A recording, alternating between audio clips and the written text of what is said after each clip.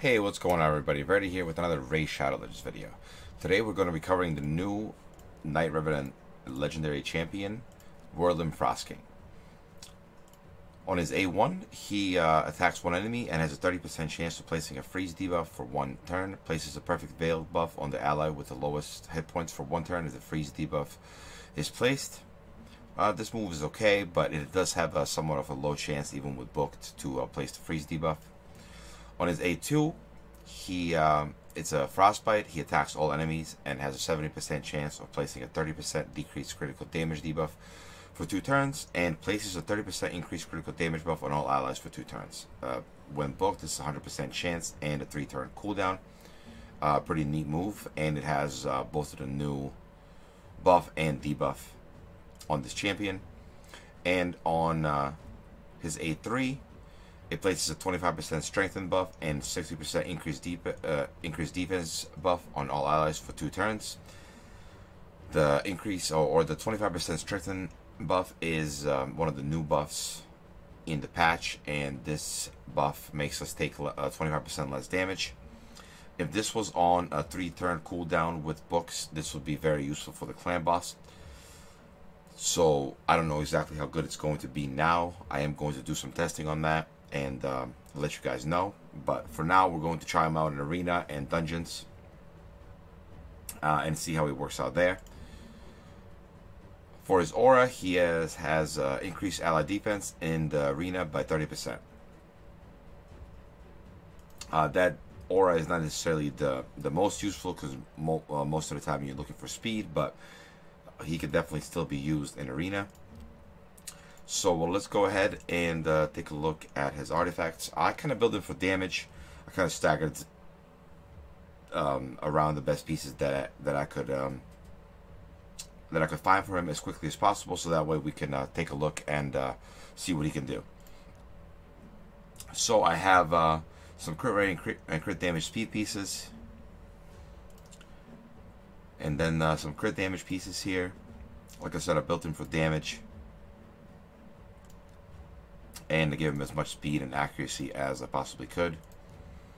There's definitely room for improvement here, and the Great Hall isn't maxed out here with accuracy, so definitely a little bit lower on the stats.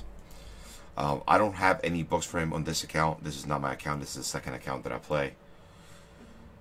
So we're going to test him out without books, and then probably book him down the road and possibly do another video. And like I said, I want to test him on a clan boss anyway. Anyways, for masteries here, we went ahead and did offense and support with Master Hexer here, and Evil Eye, and Cycle of Magic. And then last mastery here in the offense tree is Helm Smasher, and we went for Kill Streak, Blood Shield, and some critical hit rate, critical damage, and some extra damage here on the first hit. So let's go ahead and run him in a couple of arena battles. We can go ahead and run this one. He does use the A3 on auto first, or A2 I think it is. Let's skip Torment. So yeah, he does a good amount of damage himself, and then he buffs the amount of damage that that Ray does.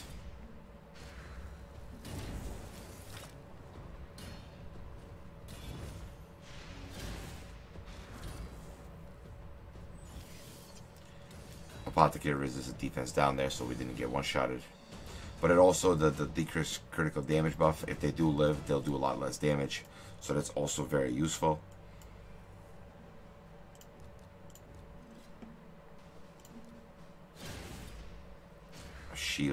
Shield here, so you'll probably just take that off.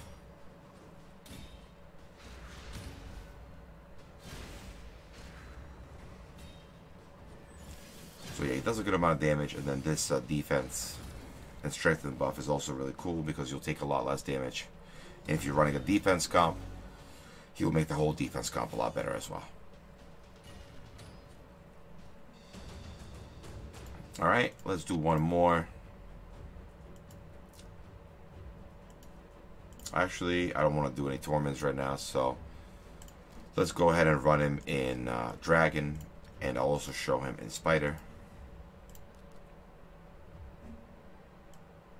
Let's take out the weaker Royal Guard, which is that one.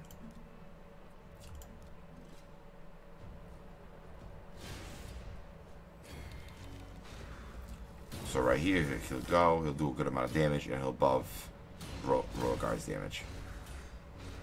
If we got the weaken on Tyrell, it would have one-shotted him as well. Because we have no books, that move is on a very, very long cooldown now. So it's definitely going to be a lot better when we get books. And you saw that 67k A1. So he's definitely capable of doing a decent amount of damage. I'll show his total stats after this, but he's got around 240 crit damage or so.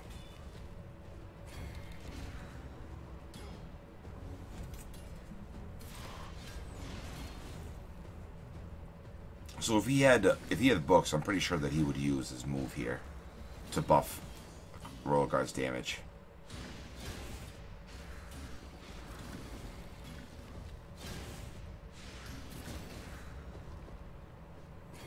But because we don't have the books, it is not as effective at the moment.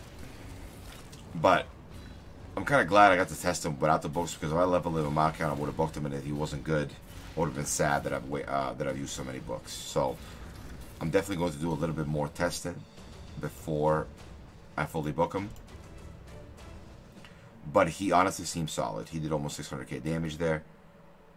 He sometimes does more, around 700k, 800k or so. And let's go ahead and run him in Spider. He can boost Coldheart's damage.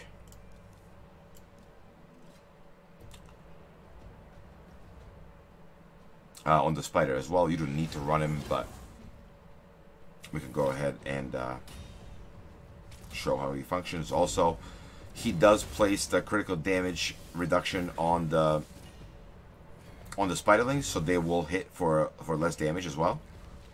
So that's also very useful.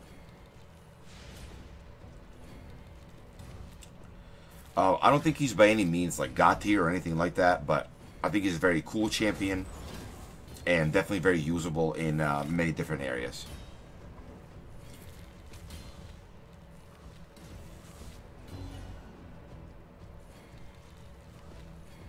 Some of the content cannot be done without him, but he's a very nice addition, and I'm so far pretty happy with him. Depending on how he does on Clan Boss, my review of him could be even better. But I think that he's a very decent champion, and he will be available to everyone. It's not like you have to pull him. It's not a very expensive fusion. You can buy the $25 battle pass and unlock him when the battle pass is over. So not a bad deal overall.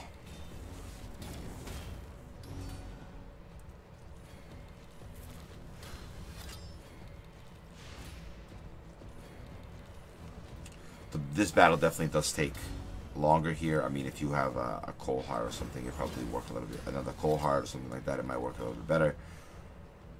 But this is just a way to show that he does work on Spider as well. And honestly, the Coldheart's probably living because the Spiderlings are not critting or hitting as hard.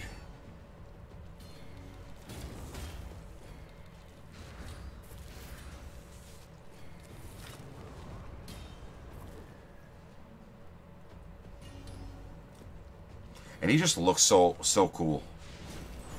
It's just a nice addition to the party. And this big badass frost giant. I'm definitely happy with the artwork on him. Definitely one of my favorites in the game now.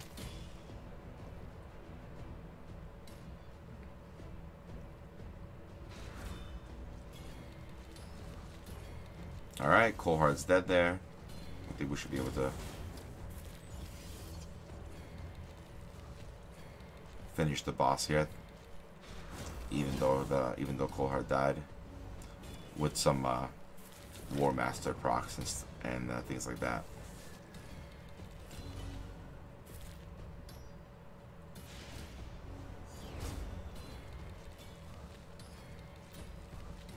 I think when I ran this earlier, it didn't take this long, but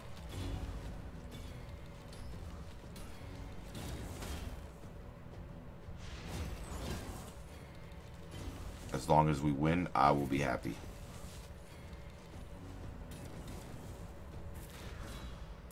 Alright, so definitely not the cleanest run, but still a win. We showed him in dungeons, we showed him in arena. Let's go ahead and take a look at his artifacts again real quick. Once again, I built him for damage.